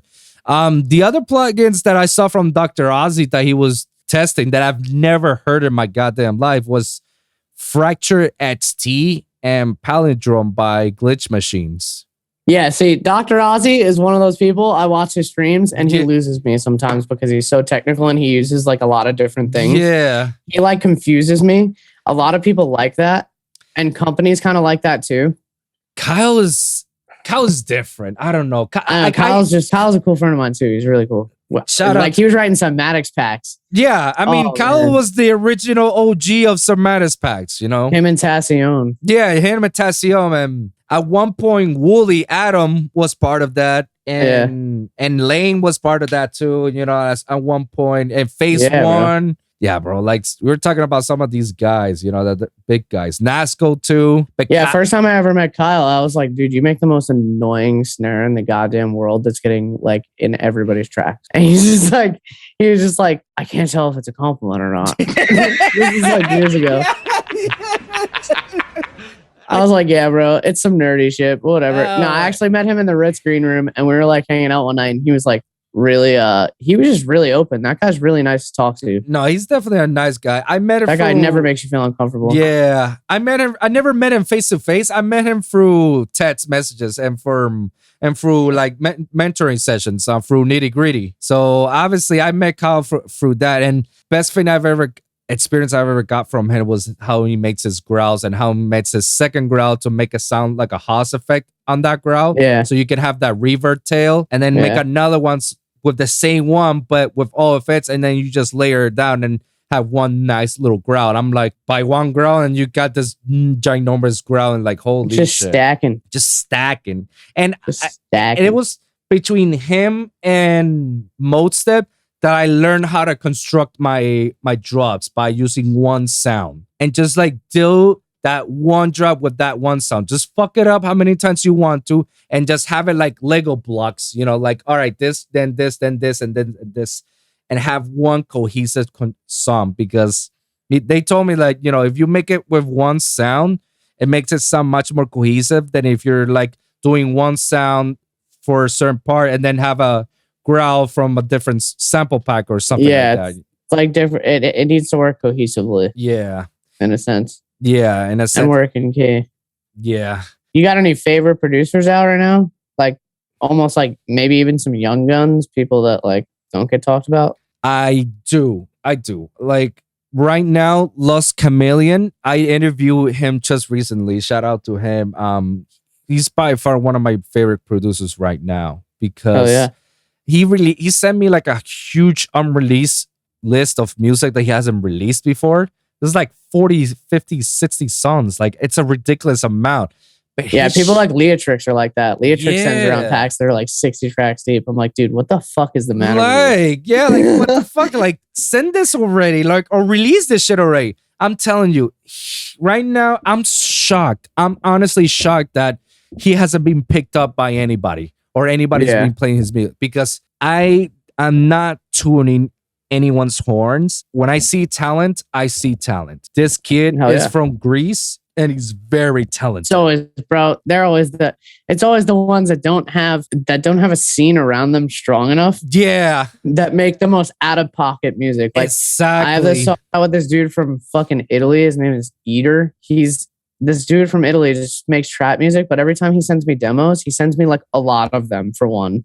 And then because he's not out during the weekends going to shows. You know what I mean? Yeah. He's not out like getting part of the culture. Yeah. So like, which is also weird because once they get to move over here and do that stuff, like they don't know all the people that we've known for years, so we can actually like warn them about people. Yeah, basically. That's a big thing because there's a lot of snakes too. Oh yeah, I've dealt with a lot of them here in South Florida, bro. You'll be surprised. Oh yeah, South Florida is the realm, bro. I mean, you live and learn, right? I mean, that's honestly, you use those people as fucking like ammo. Like you use that like what they did as something that you're gonna avoid if you don't like what they did. Yeah, exactly. So, or I use that as an ammunition for myself to show them like I'm gonna prove you wrong so badly that you wish that you would never cross me. Honestly, the rule is just don't be a piece of shit. Exactly. In my opinion. I mean, what is so hard for that? Like, don't be a piece of shit and don't do stupid things. Don't take anybody else's money. Those are like basic fucking rules. Humble about it. Like everything fucking up that alley. It's just like what's so wrong about that? Like, why is it so hard for you to do stuff like that? It's not hard to be a good person. It is not. Why? What I didn't like is like promoters taking money from like up and comers, bro. That's like the one thing I wanted to like slap promoters, bro. Bro, you have no idea how it was back then when I was starting to come up. Back then, not one show have I ever performed, I ever get paid. It was always by ticket sales. Oh, I mean, I was free. I was always free too, bro. I know. Yeah. Until about the last couple of years. About the last couple of years, I was always free. It was always free on my end as well. And it's like I had to like work extremely hard just to get to this. And sometimes I remember that I traveled with Ricky on his Florida tour. I was his driver at that time. And we went to Gainesville and he had to perform one of his shows with Bonnie and Clyde at that time. And that was the era. And I remember that there was these two kids from Gainesville that were called Part Native, and they did a song with Ricky. They are the most. Part Native is like the reason why my sound sounds this way because they were like that underground. Really? Like I looked at Trip and Daniel and I was like, bro, you guys are fucking like, you guys are so good. The sub bass sounds exactly where I like it.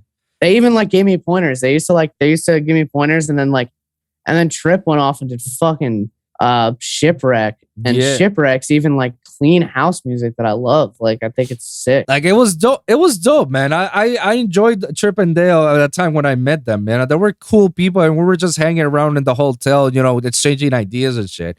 And I remember at that time when we went to the to dinner with the promoters, you know, the promoters came over and it's like, hey, here's your money for tonight's show. I'm like, oh goddamn, you guys are getting paid to play? And they're like, yeah. Don't you? I'm like, I'm just a driver. Part Native was popping. I wish Part Native was still a thing, bro. Yeah. Imagine the music they would have been making now, bro. Oh, bro, man. I remember when they did that Harvey J song with Nitty Gritty. That one was cool. I was a big fan of their Chicken Soup remix. Oh, wow. I remember the coop. Yeah. They elevated trap music past that, like, because like you had like RL Grime and you had Carmack and shit. Like their like progressions were good, but their quality wasn't like slapping you in the face. Right. Part Native's quality was just all around the same with that writing, and then everybody else started stepping up after that. Yeah, in a way.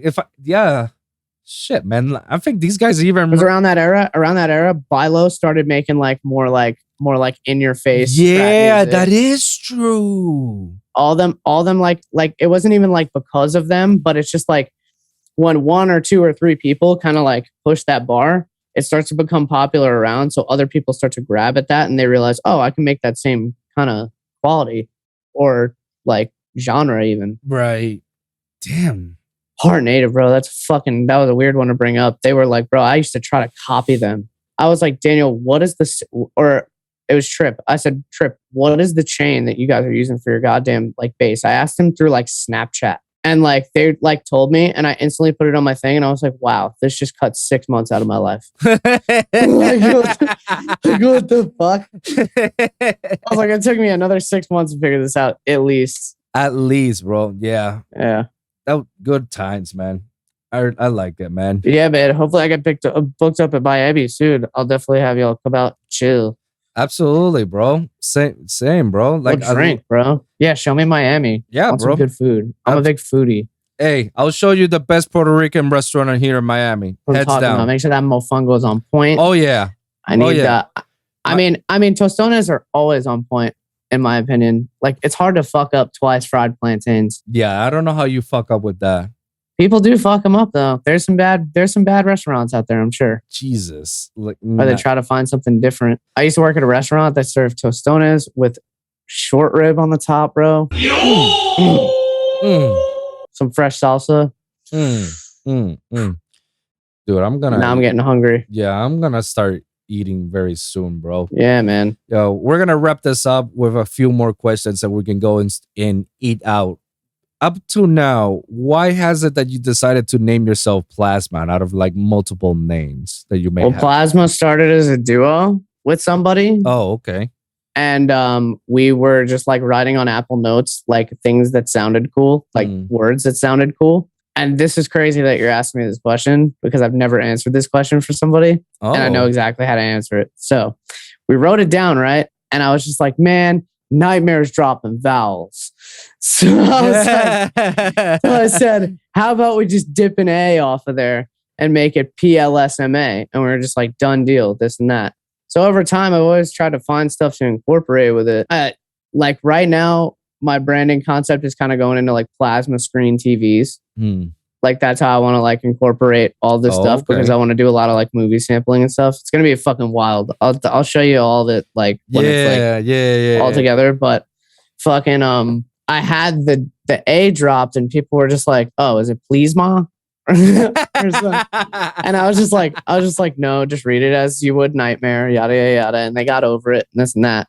But as of like a couple months ago, I was Heritage, good friend of mine, hits me up and he just goes randomly one day, he goes, yo, is your name Plsma runoff of Psalm, like the book of Psalms? Because when you reshuffle them, PLSMA can be Psalm, PSALM. And I was like, what? Hold up. What? That's kind of fucking weird, right? So check it out. It gets weirder. I looked up the book of Psalms. It's like, you know, the Old Testament. It's religious values. Okay. If you look up the Greek mythology meaning for Psalm, it's master of instrumental music. And I was blown the fuck away. I was like, there's no fucking way that I misspelled this word just because it looked cool to reshamble into master of music. Yo. I know. And that's why I was like, I tell my friends that and they're like, oh my God, what the fuck? And I was like, it's almost like it was meant to be. Like the Old Testament called upon me to misspell a word. Like that's how fucking weird it was, bro. I was like, this is fate. I was like, this is fate here. If I don't do music, like there's nothing else. It must be fate. It has to be. But like, dude, master of music, like that's like a 1 in a trillion chance. Without even knowing it. Nah, dude, bro, that's fate. There's no coincidence. That's gotta be the coolest. That's gotta be the coolest story for a name I've seen, and I didn't even know it when I made the name. Holy shit! Fucking crazy. Jesus, bro. It made me so excited to like work on more tunes. I was just like, dude, people are gonna fucking know this. I'm gonna have a fan base at some point. It doesn't matter when. When this fan base figures out this little thing, they're gonna be like, they're gonna lose their shit, bro. I'm right now. I got mind fucked out of this shit right now. I'm just like, it's fucking weird. Whoa, like, bro. I make dubstep. That's instrumental music. Yeah. That's what's weird about it. Yeah. That's why I'm like, okay, it's not even like I'm sitting in rap music and finding this out. No, it is an it's instrumental like I'm actually music. making instrumental. Yeah, because everything you make, it's a sound. There's like 100 tracks out of your session, and each track is a different sound. Yeah, and maybe one vocal for the pre-drop. Maybe. Yeah.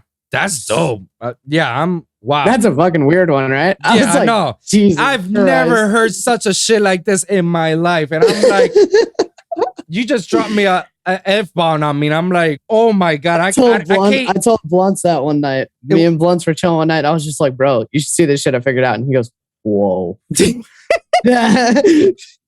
Imagine his little high ass just. I was gonna say, it's like, yo, imagine him high as fuck listening to that shit. Yeah, it's funny. That's good, bro. I love this story, bro. I love it, bro. Yeah, that was a good question to answer. Yeah. I mean, like, I don't know if I should continue on with whatever is left, bro, because What the fuck else is left? Let's go. All right.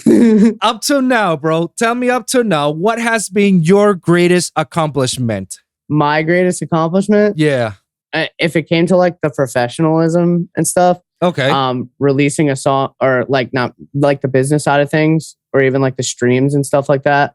Me and my friend Freaky from North Carolina, we created a song called Murder that we talked about at a music festival. And it's crazy because you can literally do music anywhere, bro. So like we're at this music festival, right? And he goes, yo, I want to collab. And I was just like, all right, cool. So I go home to Florida after being in Atlanta for like 4 days, getting absolutely fucking tossed because it's a 4-day festival.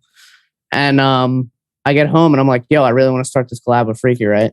So we make this song in about 3 hours. It's called Murder. It was out on Hybrid Trap. That was like the first one that ever came out. Oh. Yeah. And we did a part 2 that went on Subsidia recently. That was like earlier this year. Riot 10's been playing that one out a lot. Oh shit. But fucking the thing was we needed a pre-drop vocal because we had like a rap song as the pre-drop vocal. And I was at work one day and I was a server at a restaurant at the time. And I just went into like the server station because I was thinking about the tune the whole time. I opened my voice memos. This was like the end of October. I like opened my voice memos and I said this thing and I said, coming for your neck, but like in a weird way into my voice memos. Then I took it home, plugged it in the track. 2 weeks later, I'm walking through Excision's headline at EDC Orlando and I hear coming for your neck. And he was the only DJ that I sent it to before EDC. And I was in the middle of the crowd, 70,000 people. I recorded the vocal on my iPhone 2 weeks before that. That's sick. And I was like leaving, bro. I was like on my way out. It was like the last song that I heard before I fucking left too. And I was like in the middle of the crowd and I had nobody there with me, none of my friends, because I had to get to my car. I had to go play an after party. And I'm like in the middle of the crowd. I'm like looking at people. I'm like, who the fuck do I tell this to? Who's gonna believe me right now? Oh my God. I was like, I got the vocal sample right here. It was like our song. And that video went viral on Twitter like the next day. And that was like the only time I'd ever went viral on Twitter. That's fire. It was just fucking weird. And it was a fan that like took a video of it and they just loved the song and everybody loved the song, which was cool. But none of them knew that I was like standing in the goddamn crowd, not even knowing that would be in Excision's set. And it was just like, bro, it was like one of those feelings that like it was a long, hot day. I was tired. I'm going to a fucking gig. That was just like that was cool. That's dope, bro. That was cool because you don't think Excision's going to be playing your shit out. And then all of a sudden he's doing it, headlining, and you're like, I'm here. Bro, something like that happened to me with Adventure Club. They were performing in Lollapalooza and apparently they play a song that I did with Big and Slim. Oh, I love those boys. Oh, shout out to Chris and Andrew, bro. Those fucking those are fucking rough metal boys. Fucking homie guys. Those guys, bro. Yeah, they're cool. I kid you Chris not. is really good. I was in the middle of work and somebody texted me in the group chat. It's like, yo, you guys know that Wolfson and song got played at Lollapalooza by Adventure Club? And I'm like, what? That's wild. Like what? And then when I look at it, it was my song with Big and Slim. I'm like, yo, what? That's wild. After that, I was like, I did it. Mama, I made it to Forbes. Dude, that's fucking crazy because Adventure Club's huge. Yeah. And that's like borderline a pop play out at that point. And because they're as big as in my eyes in dubstep, they're like the top. Like when it comes to like oh yeah, no, they're big. Like when it comes to commercialism, like people that don't listen to EDM know who they are. Yeah, it's like Chainsmokers. It's you took the words out of my mouth. Yeah, that they're that big. And for the fact Chainsmokers had Selfie, and Selfie wasn't it. Yeah, no, you know what I mean. Still were big. It just wasn't fucking it. Exactly. And then they came out closer, and it was game over. They were coasting from there. Man, that's yeah, wild. bro. One time. So Mike, Blunts and Blondes. I keep running back to Blunts because he's literally lives down the street from me. But another accomplishment was like I made an edit of a song of this song, but the night before he played Red Rocks, and we were just sitting there, just like crushing out edits and stuff. Wow. And like he had like a 6 a.m. flight. So like he stayed up all night to like get ready for the set and whatnot. And we're all like kind of bouncing off each other's ideas because I needed edits for sets that I was playing later in the month. So I was just like, yo, go test them out at Red Rocks kind of thing. But like, holy shit, you're about to play all my shit out at Red Rocks. It's cool.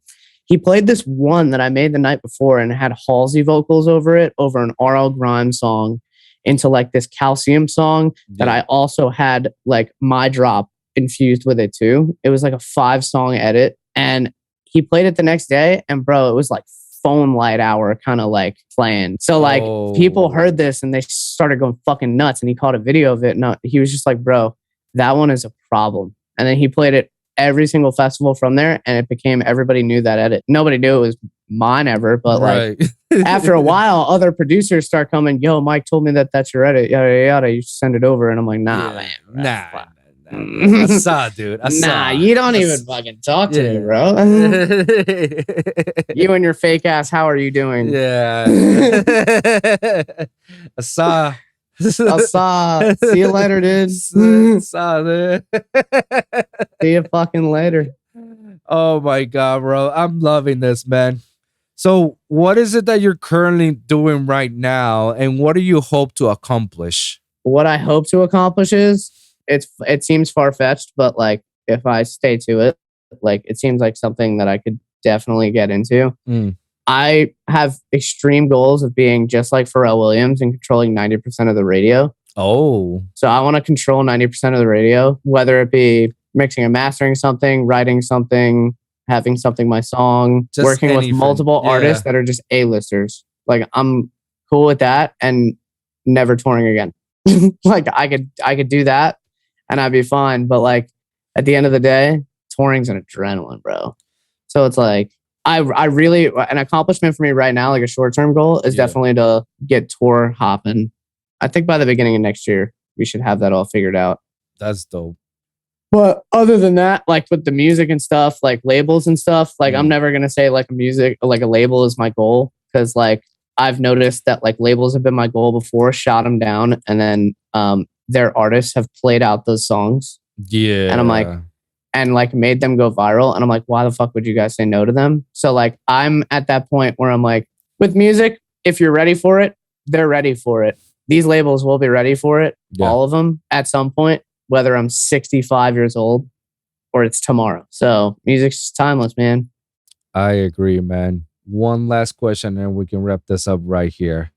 Let's just say that some aliens out of some different world come over and say, yo, we need your help, man. Like our species is dying and only you can help us. But before we take you, here's a piece of paper. Write down 3 pieces of advice that you give to somebody. What are those 3 pieces of advice? Always stay ahead so you're never behind. That's key. There's so much advice. But like there's so much advice because I've made so many mistakes. Yeah. But like I'd say stick to your guns. Like because there are songs that like I made like 3 years ago. Bro, there's songs that I've made 3 years ago that I forgot about and picked up 2 months ago and like spent 20 minutes in the project. And now it's like the new banger. Yeah. So like, yeah, it's like stick to your guns and stick to your sound and whatever you want to make when it comes to your project. The last piece of advice, don't fold. People are so easy to like make you feel like shit, even though they're not intending on making you feel like shit.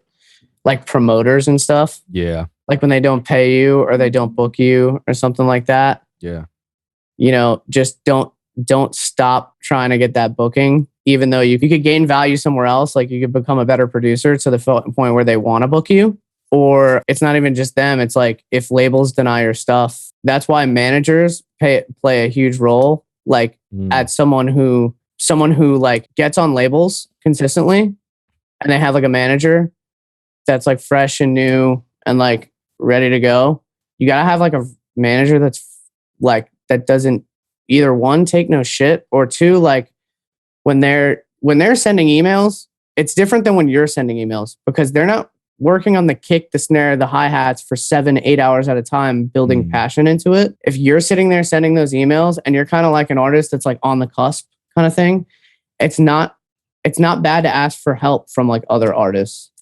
like never be afraid to ask for help should really be like the third one, to be honest, in my opinion. Or we can add as a fourth, but like, Yeah, that's fine. because when I was always scared to ask for help, and then once I did, it was a lot easier for me to like repay them for helping. So for me to like actually help them out, and it would actually like make me feel like it was worth asking them, because like people could say no all they want, but like if you're sticking to your guns too, like they're not gonna say no at some point. At some point, you're gonna have the point to where, but you got to be humble about it. Like, you can't be humble like those motherfuckers. Like, yada yada yada yada. Like I have that once in a while by myself. I'm not even gonna I won't even cap. Like sometimes I'll have labels hit me up that want to sign my stuff, and I'm like, where were you at fucking 3 years ago, bro? And I'm like thinking in my head just as like a funny way, but like it's still true.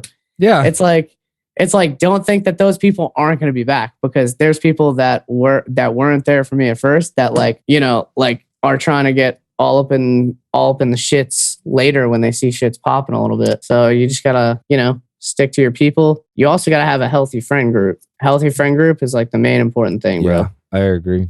A healthy friend group goes such a long way, because most of mine were on Xbox, and it was like Blunts, Kevin Flum, Bilo. Bro, we've all had days where we want to just crumble, and like we would just log on Xbox, and like our friends would make us feel better. So like keeping like a support system around you that doesn't even fucking talk about the music. That doesn't even like if you're like, oh, this didn't happen, yada yada yada, because I'm being impatient, low key. Like those people aren't going to be like, you got this, bro. They're going to be like, no, get your shit together, and then let's enjoy this fucking 2 hours we got to play the video game, and then you can go execute that idea later. Yeah. How about that? That's a friend to me. A friend to me will like literally tell me how it is. And that's what most people, in my opinion, need. But a lot of their support systems that they surround themselves with give them that fake, like, you got this. You know what I mean?